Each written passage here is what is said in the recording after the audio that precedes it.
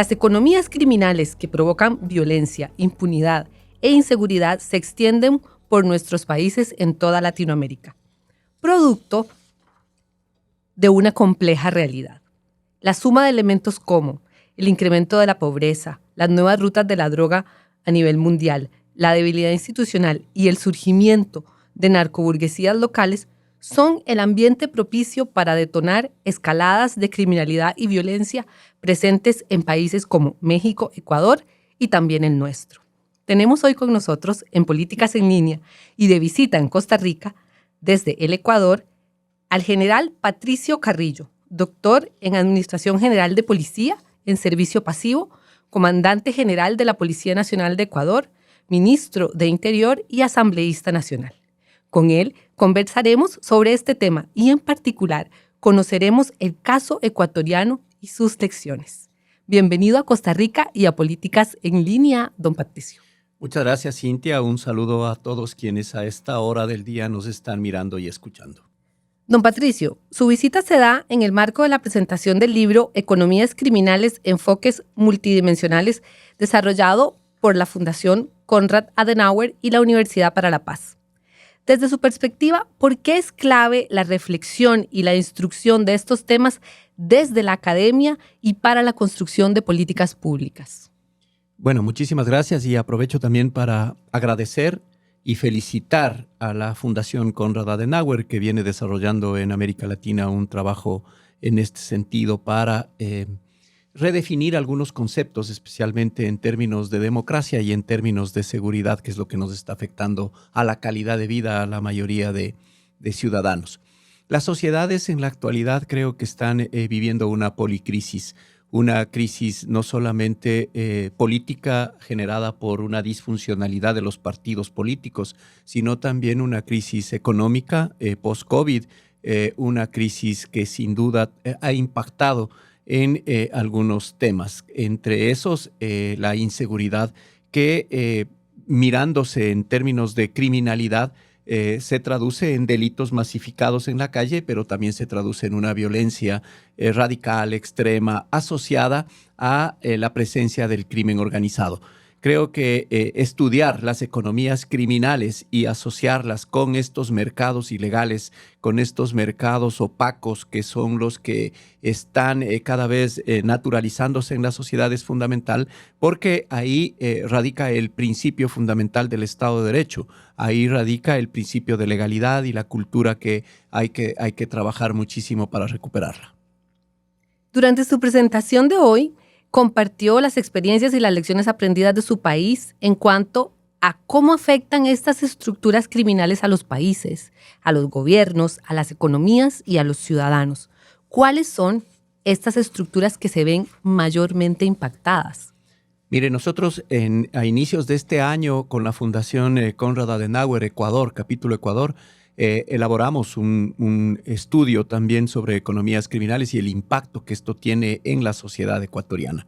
Y identificamos que el crimen organizado no es el concepto que nos ha dado Palermo, Interpol, el concepto que lo vemos que es una asociación de dos o más personas que se han coludido para cometer un delito y buscar una rentabilidad económica. Esto va mucho más allá. Esto está ligado fundamentalmente con una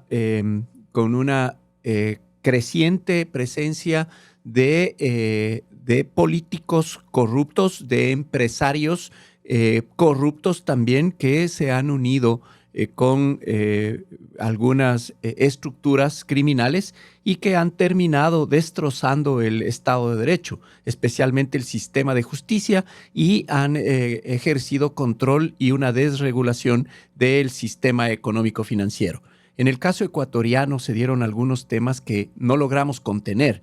Entre esos, el robo de 950 millones a la seguridad social de la Policía Nacional. Desde las élites políticas se cometieron estos hechos y muchos temas están quedando en la impunidad porque la Administración de Justicia ahora se conoce que también estaban coludidos. Entonces, para nosotros identificar esta estructura que se va asociando con algunos medios de comunicación no tradicionales que están apareciendo y que también son parte de las organizaciones mafiosas, además de la posición que tiene la defensa técnica, abogados poco éticos que lo que hacen es fraude procesal, ha generado algunos conflictos, entre esos impunidad.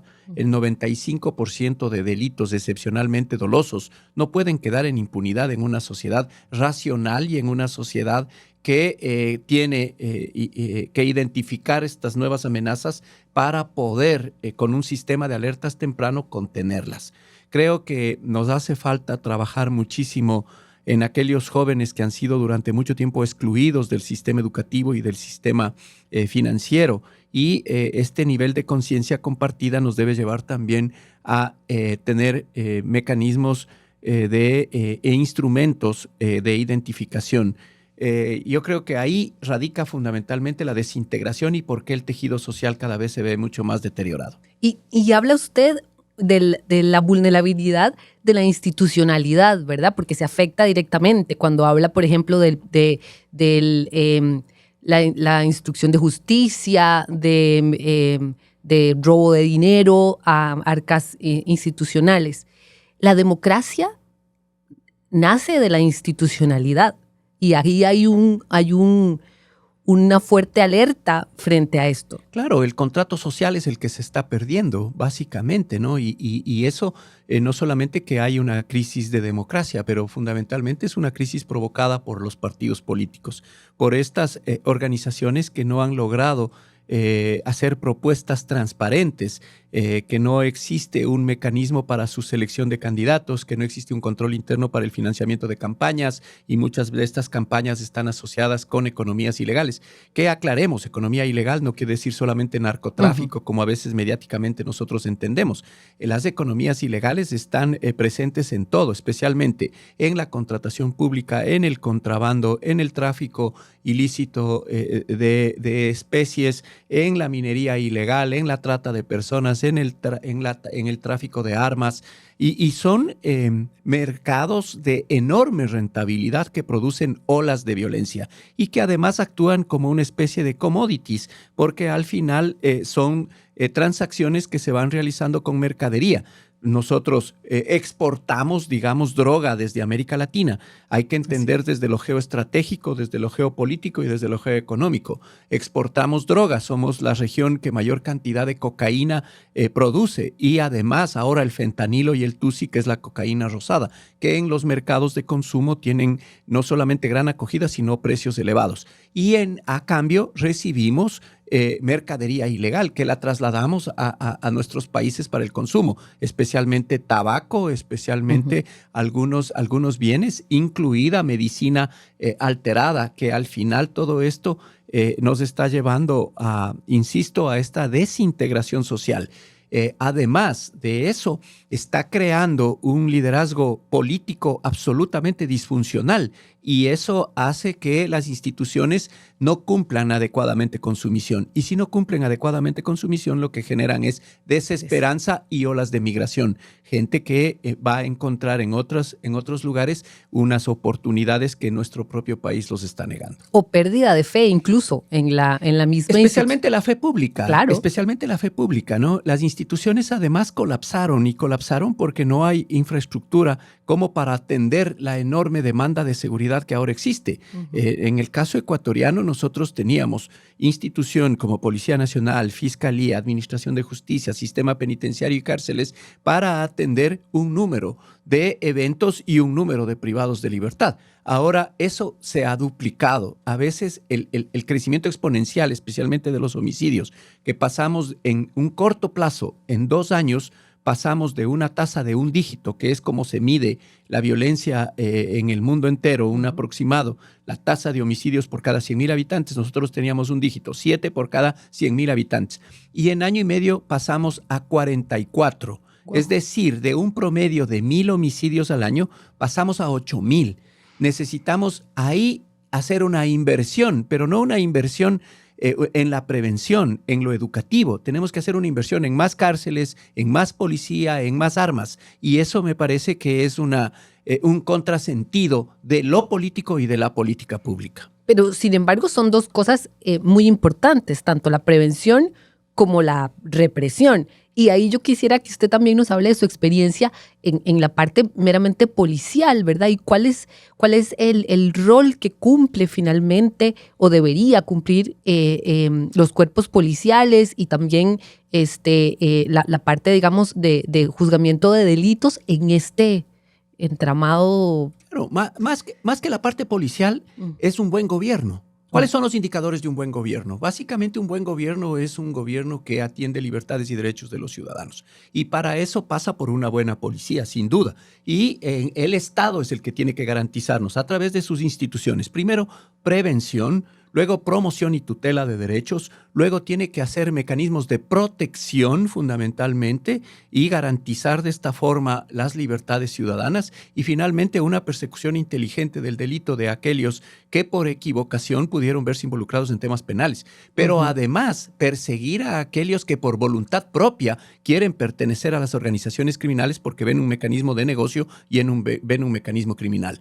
Pero no básicamente a lo más bajo de estas estructuras, sino a esas élites políticas y a esas élites acomodadas dentro de la economía que lavan dinero, que corrompen al Estado en la contratación pública, que se sirven de todo esto y que medran de la violencia y de la criminalidad. Porque, caso contrario, las policías, si nosotros no miramos esto como un problema de Estado, exigimos a las policías un combate a la delincuencia menor, un combate a aquellos que menos oportunidades tienen o que encuentran como única oportunidad el delito y que en las calles están presentes. Claro. Yo creo que hay que ir mucho más allá. Una de las capacidades estratégicas que tiene cualquier Estado y que tiene un gobierno es la inteligencia. Esa capacidad no solamente de, a través de instrumentos prospectivos, identificar amenazas y riesgos, es lo que nos está faltando para definir justamente la política pública, pero no una política asociada a el desarrollo de la policía únicamente, sino una política exterior para, con acuerdos multilaterales y bilaterales, entender qué es lo que está pasando. Esto no es un tema de soberanía, este no es un problema interno de cada país. Este es un tema que ya se ha globalizado y que necesita acuerdos multilaterales y acuerdos bilaterales. ¿Cuál es la política exterior anclada a esa gran agenda de seguridad que tienen nuestros países? Una política, sin duda, que garantice seguridad jurídica para que la inversión extranjera pueda venir y el dinero lícito sea el que da oportunidades en el país y no el dinero ilícito que va generando cadenas y que va generando un conflicto. Miren, en el caso ecuatoriano se habla de que 10 puntos del PIB, del Producto Interno Bruto, tienen que ver con economía ilegal. Es decir, 10,000 millones de dólares es cada punto y estamos hablando de eso en términos de economía ilegal, que se lavan en el sistema financiero, porque eso no se lava en la panadería, eso no se lava en una tienda de barrio, eso se lava en el sistema económico financiero.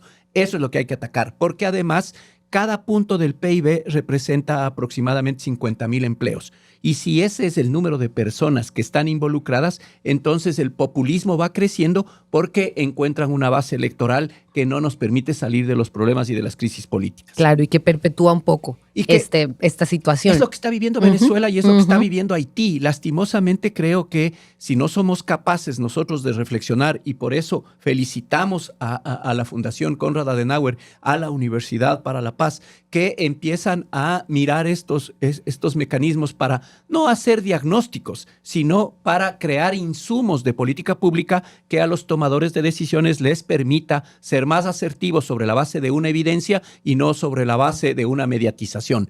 No puede ser que lo que se vuelva popular o la demanda que en los medios aparece sea el mecanismo para la adopción de medidas, en los países. Claro, y es que este libro además se compone de varios capítulos donde efectivamente gente, profesionales y conocedores en materia van dando sus reflexiones y recomendaciones sobre lo que podría hacerse frente a política pública. Así es, Cintia. Yo les invito a que exploren un poco este libro que se ha creado sobre la base de la economía ilegal en Costa Rica, porque está enriquecido con unos conceptos de inteligencia, sin duda, para hacer esta parte predictiva y preventiva, que va a servir muchísimo a los municipios, pero también la parte de la integración y de la articulación, la coordinación y la cooperación y la asistencia técnica internacional que se necesita, además de cómo crear un Estado, no el debate entre un Estado obeso o un Estado achicado, un Estado interdicto, un Estado que cumpla con su misión nada más, un Estado que permita el desarrollo, no un Estado que se llene de dinero a través de impuestos y que esos no se traduzcan en cubrir las necesidades de los ciudadanos, sino un Estado que atienda fundamentalmente y dé oportunidades a los ciudadanos, que permite el crecimiento económico de cada una de las familias. Y además, cómo trabajar conceptos de ética, cómo entender la corrupción, porque la corrupción no es solamente de personas, la corrupción está ligada a muchos mecanismos de la política, de lo político y de la institucionalidad. Así es. Qué fascinante escucharlo conversar a usted con tanta pasión del tema, y yo quisiera también aprovechar y casi ya para ir finalizando, que usted nos pueda compartir también, pues obviamente conoce un poco la situación en Costa Rica. Nosotros estamos empezando tal vez y ya bastante preocupante una escalada de criminalidad y de violencia. Y usted ha sido enfático en el tema de la coordinación entre países, de la bilaterabilidad de este tema, de que no es un tema de soberanía, sino que es un tema pues mucho más amplio.